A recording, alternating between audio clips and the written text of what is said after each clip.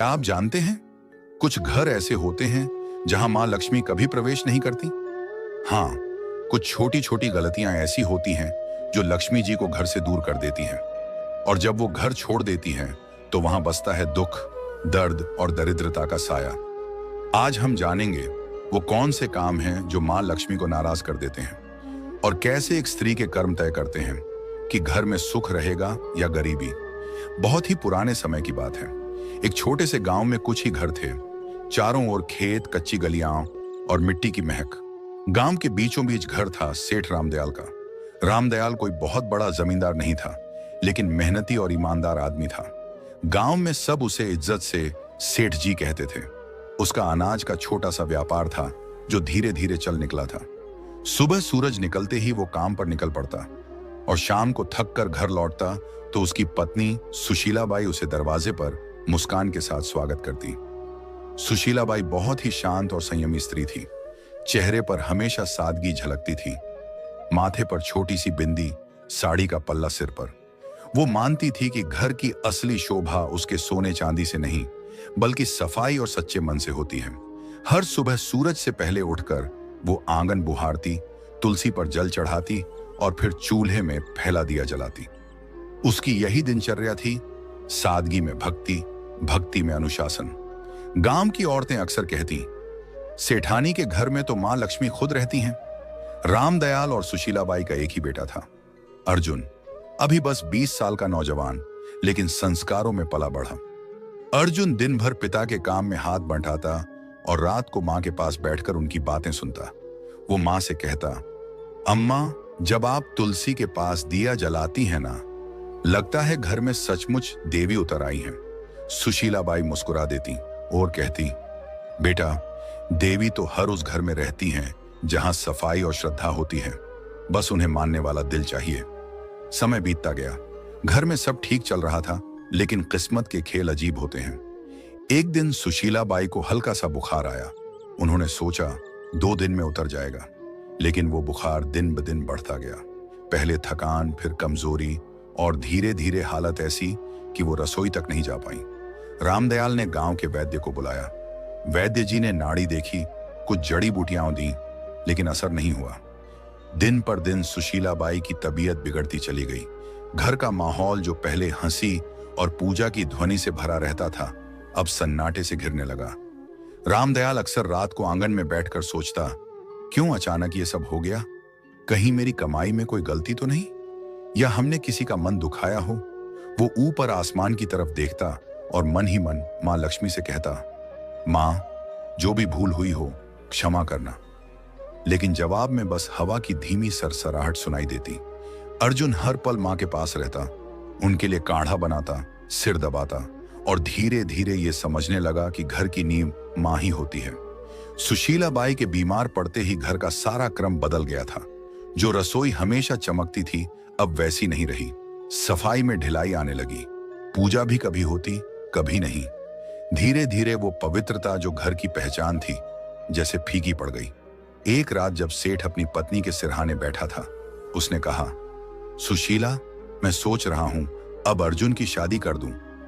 सुशीलाबाई ने धीरे से आंखें खोली। इतनी जल्दी? अभी तो वो बच्चा है। रामदयाल ने कहा, अब वो बच्चा नहीं रहा, घर को संभालने वाला समय आ गया है, और मैं चाहता हूं कि जब तक तुम हो, नई बहू को अपने हाथों से देख लो। ये कहते कहते उसकी आवाज भारी हो गई। सुशीलाबाई ने कुछ पल सोचा, फिर बोली, अगर तुम्हें लगता है कि यही सही है तो कर दो। अगले ही दिन उसने तय कर लिया कि वो अपने बेटे के लिए एक सच्चरित्र और संस्कारी लड़की ढूंढेगा, जो घर को फिर से वैसे ही सजा दे जैसे उसकी पत्नी ने किया था। गांव में खबर फैल गई कि सेठ रामदयाल अपने बेटे अर्जुन के लिए बहू ढूंढ रहे हैं। चौपालों पर बैठे बुजुर्ग हों या कुएं पर बातें करती औरतें, सबके बीच यही बात घूम रही थी। कोई कहता, सेठ जी को बड़ी खानदान की बहू चाहिए होगी, तो कोई जवाब देता, नहीं, वो तो सादगी और संस्कारों वाले घर की लड़की ही पसंद करेंगे। धीरे धीरे यह बात पूरे इलाके में फैल गई। हर कोई जानता था कि सेठ रामदयाल अपने बेटे की गृहस्थी बसाने की तैयारी कर रहे हैं। रिश्तों की चर्चा शुरू हुई तो आसपास के गांवों से लोग सुझाव देने आने लगे। हर कोई अपने घर की बेटी की तारीफ करता। सेठ सबकी बातें सुनता, लेकिन हर बार उसके मन में एक ही बात घूमती, सौंदर्य या अमीरी से घर नहीं चलता, घर तो संस्कारों और संयम से बनता है। उसी दौरान उसका पुराना परिचित गोविंद जी मिलने आया। उसने कहा, सेठ जी, मेरे रिश्तेदार के घर एक लड़की है, नाम राधा, सीधी सादी, घर संभालने वाली और बड़ों का आदर करने वाली। मुझे लगता है वो आपके घर के लायक है। सेठ ने कहा, अच्छा, मैं जाकर देख आता हूं। अगले दिन सुबह वह अकेले ही निकल पड़ा। पहले के जमाने में पिता ही जाकर लड़की देखा करते थे। दोपहर तक सेठ उस गांव पहुंचा जहां राधा का घर था। घर सादा था, आंगन साफ और वातावरण में सादगी थी। राधा के पिता ने आदर से स्वागत किया। बातचीत के दौरान राधा पानी लेकर आई, सिर झुकाए, शांत और संस्कारी। सेठ ने मन ही मन कहा, यही है वो लड़की जिसमें घर बसाने की समझ है। उसी दिन सेठ ने वहीं पर रिश्ता पक्का कर दिया और कहा, अब बस शुभ दिन निकालिए, मैं अपनी बहू जल्द ही घर लाऊंगा। घर लौटकर उसने सुशीला बाई से कहा, मैंने लड़की देख ली, नाम राधा है, स्वभाव बहुत अच्छा है, सूरत में सादगी है, आंखों में आदर झलकता है। सुशीला बाई ने शांत स्वर में कहा, अगर तुम्हें मन से ठीक लगी है तो वहीं सही, लड़की वहीं अच्छी जो घर को अपनाए। सेठ ने सिर हिलाया। मन को सुकून मिला है, लगता है अब घर फिर से बस जाएगा। कुछ ही दिनों में रिश्ता तय हो गया। शुभ मुहूर्त निकला और दोनों घरों में खुशी की लहर दौड़ गई। समय बीता और शादी का दिन आ गया। सादगी से मगर पूरे रीति रिवाजों के साथ विवाह हुआ। राधा अब सेठ रामदयाल के घर की बहू बन चुकी थी। शादी को कुछ हफ्ते बीत चुके थे। घर में नई रौनक थी, सब कुछ जैसे फिर से जीवंत हो उठा था। राधा सुबह जल्दी उठती, आंगन में जल छिड़कती, तुलसी को प्रणाम करती और रसोई में मां अन्नपूर्णा का भोग तैयार करती।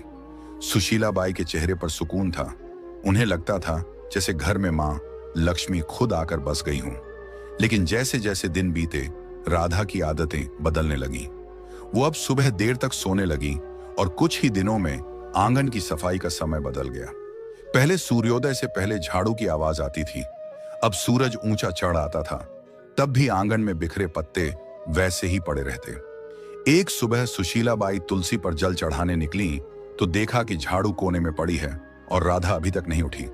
वे कमरे में गईं और धीरे से बोली, बेटी, अब तो सूरज आंगन तक आ गया, उठ जा, घर की रौनक सुबह की सफाई से शुरू होती है। राधा ने उनींदी आंखें खोली और बोली, मां जी, आज बहुत नींद आ रही थी, बस थोड़ा और सोने दीजिए। सुशीला बाई ने कहा, बेटी, देर तक सोने से मन में सुस्ती आती है और जब मन सुस्त हो जाए तो लक्ष्मी जी भी घर का रास्ता भूल जाती है। सुबह की हवा और सूरज की किरणें घर की बरकत होती हैं, इन्हें यूं मत खो। राधा ने हल्की मुस्कान दी, मां जी, मैं कल से ध्यान रखूंगी। लेकिन अगले दिन वही हुआ। सूरज निकला, आंगन में सन्नाटा रहा और तुलसी की मिट्टी सूखी पड़ी थी। कुछ दिनों बाद एक और बात हुई। राधा झाड़ू लगा रही थी, तभी झाड़ू गलती से उसके पैर से लग गई। सुशीला बाई ने देखते ही आवाज लगाई, राधा बेटी, झाड़ू को पैर मत लगाना, ये मां लक्ष्मी का प्रतीक होती है। राधा ने हंसते हुए कहा, अरे मां जी, ये तो बस झाड़ू है, गलती से लग गया, अब इसमें क्या अपशकुन। सुशीला बाई ने झाड़ू उठाकर दीवार के पास रखते हुए बोला, बेटी, यही तो गलती है। जब इंसान छोटी बातों को हल्के में लेता है तब बड़ी बरकतें उससे रूठ जाती हैं। झाड़ू सिर्फ सफाई का औजार नहीं, ये लक्ष्मी जी का आशीर्वाद है जो गंदगी दूर करती है। राधा ने हल्के स्वर में कहा, मां जी, आप भी ना हर चीज को पूजा बना देती हैं।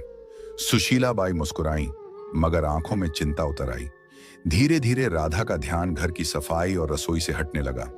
एक रात वह खाना बनाकर थक गई और झूठे बर्तन चूल्हे के पास ही छोड़कर सोने चली गई।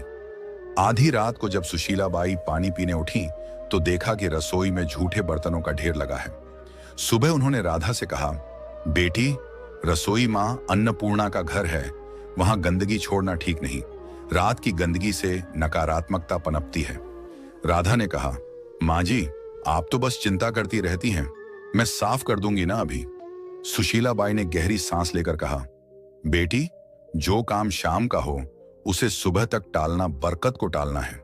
साफ रसोई से ही सुख का आरंभ होता है। राधा ने कुछ नहीं कहा, पर उसके चेहरे पर थकान और अनिच्छा साफ झलक रही थी। शाम का समय था, सूरज ढल चुका था और घर में दिया जलाने का वक्त था।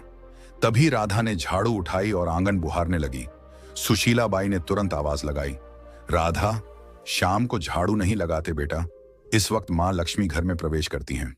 राधा ने बिना रुके कहा, मां जी, जब दिन में वक्त नहीं मिलता तो शाम को ही सफाई करनी पड़ती है, इससे क्या फर्क पड़ता है? सुशीला बाई दरवाजे पर खड़ी होकर बोली, फर्क पड़ता है बेटी, शाम को झाड़ू लगाने से लक्ष्मी जी का आशीर्वाद बाहर निकल जाता है। बरकत सिर्फ कमाई से नहीं आती, आदतों से आती है। राधा ने झाड़ू एक ओर रख दी और बोली, मां